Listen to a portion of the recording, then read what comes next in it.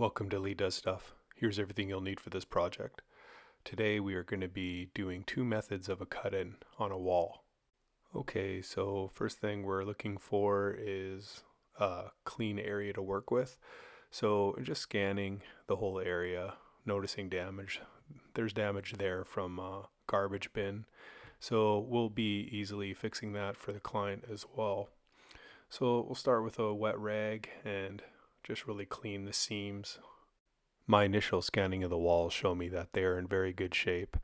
We have the touch-up paint is a perfect match because it's leftover paint from the client, so everything's just going to blend right in. You can see the walls look kind of orange peely, but it's just the way the light is shining on them. If you're just looking at them normally without a camera, it's looking really good. So I'm going to start out with this yellow frog tape. This will be for the cut-in on method 2. So I'm prepping the spot for method 2.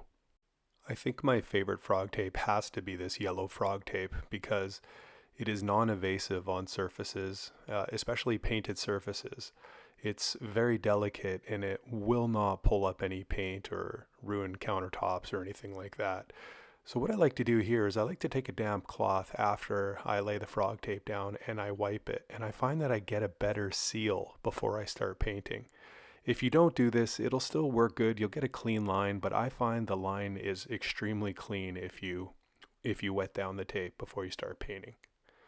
So now I'm going to be prepping the baseboard here. Basically, this is for any splatter that's going to come off me rolling that damaged spot from the garbage bin just up above me there.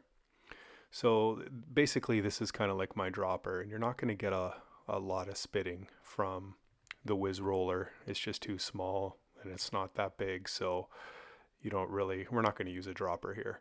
You want to shake up the paint really well, especially with clients' touch-up paint or their existing paints can probably be sitting for a while, so I actually shook this paint for about 5 minutes. So let's get a little paint in our setup and let's get going on the cut-in for method 1. Let's be sure to prime our paintbrush as well as our Whiz Roller before we get started on the cut-in for method 1, and let's get started. So what we're going to do, I get a little bit of paint. Notice how I don't start off at the bottom. I get a lot of the excess paint off and then I start cutting in.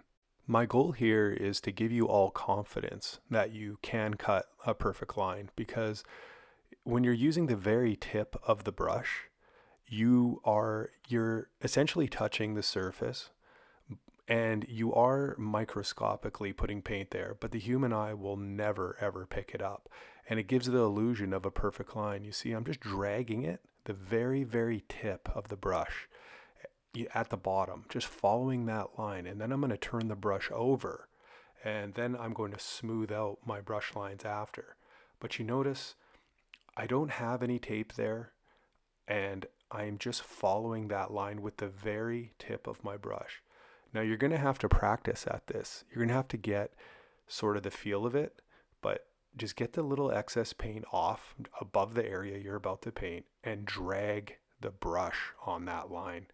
And afterwards, get your Whiz Roller and blend it all in. And then you will have no brush marks.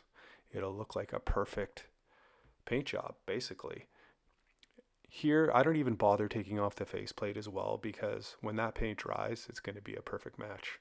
And okay, on to method 2, the cut-in method 2. You saw I started the Whiz Roller not right on the tape. I started above, I worked off a little bit of the paint, and then I came down onto it.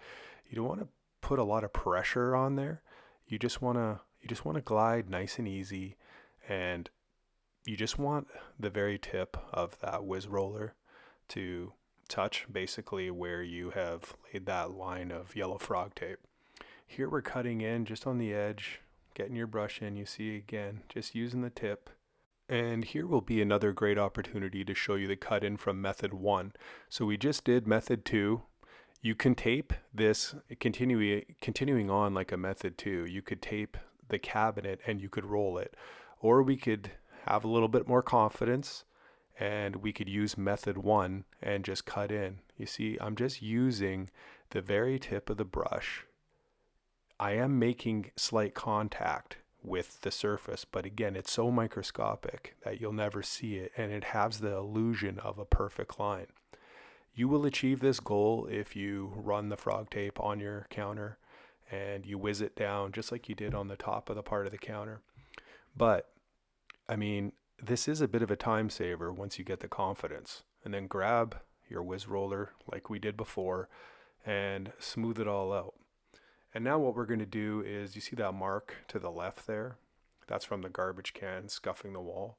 Now we're just going to work our way towards there. We're going to go all the way to the fridge and blend it all in. Again, the frog tape at the bottom is acting like a dropper. It's saving any splatter from coming down on your baseboards, and the frog tape will not bleed through. So I start like a base, roll the bottom out, and then just like I'm rolling a wall, I just go up and down, and then I back roll over where I just was, working up to the damage area, cover it. The damage area is no longer visible, and hopefully will provide some better protection in the future, and hopefully the client will watch where they put their garbage can and not put it so close to the wall to get scuffs. Okay, let's pull the tape from method 2, and as you can see, the line is just like method 1. It's perfect.